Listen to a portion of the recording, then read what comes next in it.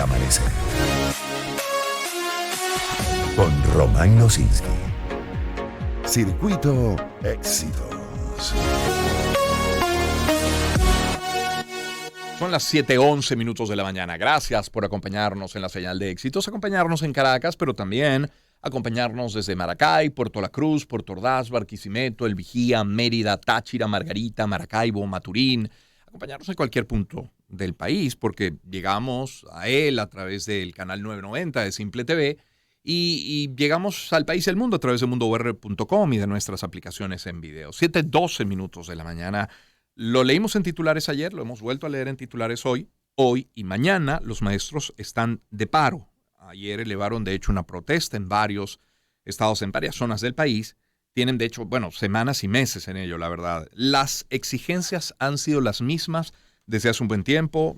Estamos hablando de salario digno, de mejores condiciones laborales. Muy puntualmente hablaban desde la Federación de Asociaciones de Profesores Universitarios de salario digno indexado al dólar, de la negociación colectiva y de libertad sindical. Esos, digamos, son los tres aspectos de la convocatoria.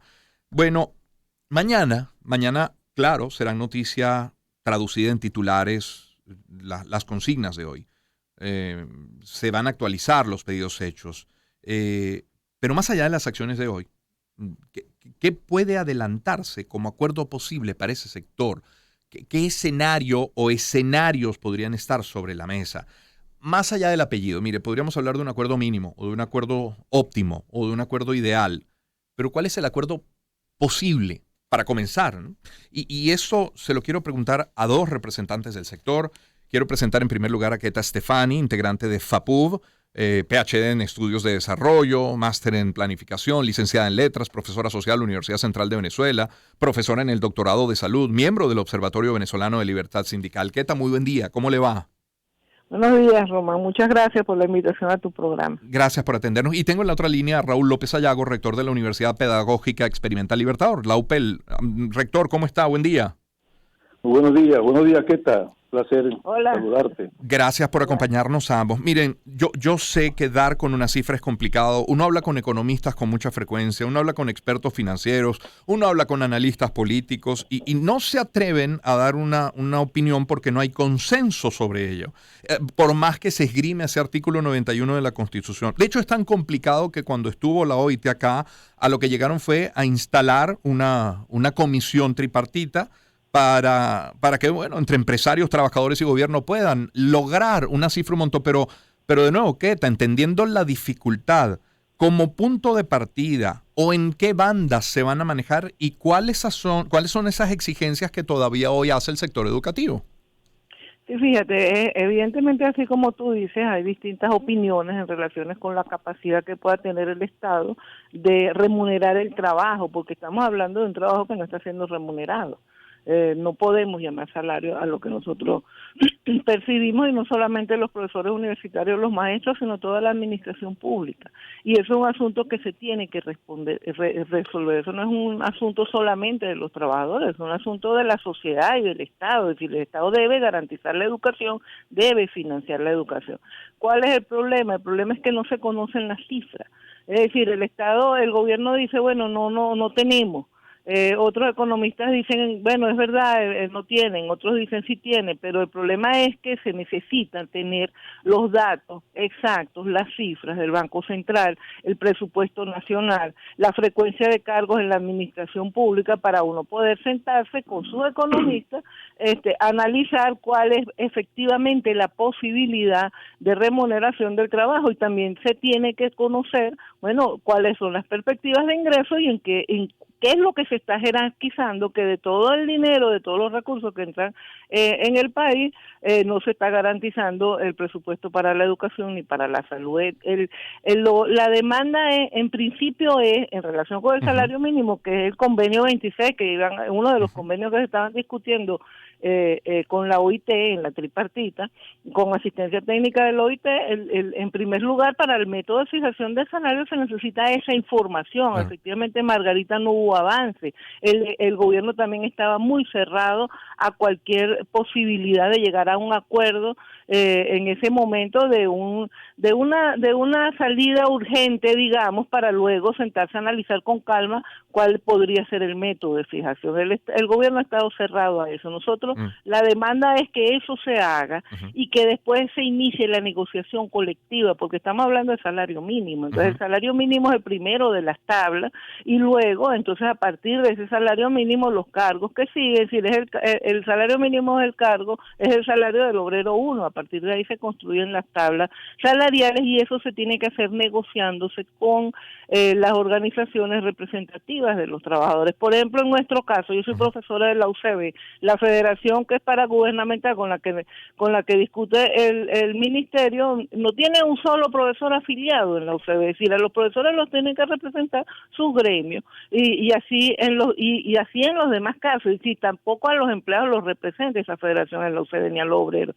Entonces, el tema es que se tiene también luego que desarrollar la negociación colectiva, que es otro convenio con la OIT, que es el convenio 98, y el otro tema cuando hablamos de libertad sindical, y bueno, y la seguridad social entra, digamos, dentro de la negociación colectiva, que también se ha perdido de otra demanda, pero eso entraría ahí, eso se negociaría con la convención colectiva, pero entonces está el tema de la libertad sindical, porque ha habido persecución, hay gente detenida, hay gente sometida a medidas cautelares, ha habido hostigamiento, hay una apropiación de las cotizaciones que hacen los trabajadores a sus sindicatos, a sus asociaciones de profesores. Todas las cotizaciones del año pasado no le llegaron a los sindicatos, como centralizaron la nómina a través del sistema patria, entonces esas cotizaciones no se le dan, o sea, te la descuenta de tu salario, pero no se le entregan a tu sindicato. Entonces esas son todas cosas que el gobierno puede resolver. Es la voz de Keta Estefani que nos acompaña. En la otra línea, como les decía, el rector de la UPEL, Raúl López Ayago. Rector, tiene sentido conocer las cifras, es decir, conocer el presupuesto. Por lo que si no se conoce, bueno, cualquier aspiración, cualquier cifra que se maneje, bueno, parte por ser utópica, ¿no? Por irreal, quiero decir. Sí, en efecto, desde hace mucho tiempo pareciera que es un secreto muy bien guardado, las cifras del Banco Central y el presupuesto de la Nación. Y obviamente que sin una cifra real, pues, que se puede discutir. Inclusive creo que en un programa el año pasado, cuando tuvimos el problema de la UNAPRE, que nos redujo el sueldo, ¿cómo no? Yo te comentaba, Román, que ¿por qué no declararon una emergencia económica? La emergencia económica si realmente es que no hay dinero. Pero tener esa expectativa de discusión, de acuerdos, inclusive con federaciones que no representan, como bien lo dijo Stephanie, a los sectores universitarios ni a los sectores docentes, pues no tiene sentido, porque generan de vez en cuando alguna suerte de expectativa en el magisterio venezolano que nunca se cumple. Y cuando uno habla en estos momentos de que cuánto tiempo va a durar este conflicto, este conflicto va a ser bien largo, porque ni siquiera es porque los maestros quieran que este conflicto se mantenga, ni siquiera es porque los docentes en general de todos los sistemas educativos quieran que se mantenga, es porque realmente no se puede asistir al trabajo 5 días a la semana con la precariedad de salario que tenemos y con la ausencia de seguridad social. Entonces yo creo que el gobierno tiene que ponerle mucha atención a lo que está ocurriendo, porque no solamente son los maestros, como bien lo dijo Stephanie, todo el sector público nacional, y al estar afectado todo el sector público nacional, evidentemente que el aparato burocrático se detiene, se estanca, no produce, no genera absolutamente nada. Y el punto más delicado de este conflicto es la afectación tan dura que está teniendo la educación en nuestro país, que en un momento determinado estuvo en un segmento bien interesante en Latinoamérica. Y eso es realmente preocupante, porque sabemos que la educación es el factor fundamental para el desarrollo de cualquier sociedad. Es la generadora de conocimiento, y el conocimiento es lo que nos permite competir. Y en estos momentos todo eso está en riesgo. Todo está en riesgo. La verdad que es lamentable lo que está ocurriendo, y ojalá el gobierno ponga la mirada seria en lo que está pasando. Y sí, con ese ojalá me despido de ambos, Keta y Raúl. Ojalá que esta jornada del día de hoy pues deje las bases para que puedan sentarse efectivamente, poder dialogar, poder conversar con cifras sobre la mesa. Y bueno, sí, después las características. Habrá que hablar de progresividad desde lo que tenemos hasta cuál es la aspiración real, justa, digna que merecen los maestros. Gracias a ambos por acompañarnos esta mañana. Keta, Raúl. Gracias, Muchas gracias. Román. Feliz día, que esté muy bien. Keta Estefani es integrante de FAPUV, es PhD en Estudios del Desarrollo, máster en Planificación, licenciada en Letras, profesora social de la Universidad Central de Venezuela, profesora en el Doctorado de Salud, miembro del Observatorio Venezolano de Libertad Sindical, y Raúl López Ayago, rector de la Universidad Pedagógica Experimental Libertador, es decir, la UPEL. Nos encantaría, como cada vez que tenemos conversaciones de esta naturaleza, tener, por ejemplo, en este caso, a los ministros de educación para hablar de todos los niveles de educación, como cuando conversamos aquella vez, recordará, con el presidente de Fede Cámaras y el secretario de la CTV. Contactamos en efecto al ministro del Trabajo, se excusó, dijo que no podía por el momento brindarnos declaraciones, pero nos encantaría tener esa ventana, o que esta ventana sirva también para exponer sus posiciones. Son las 7:22 minutos.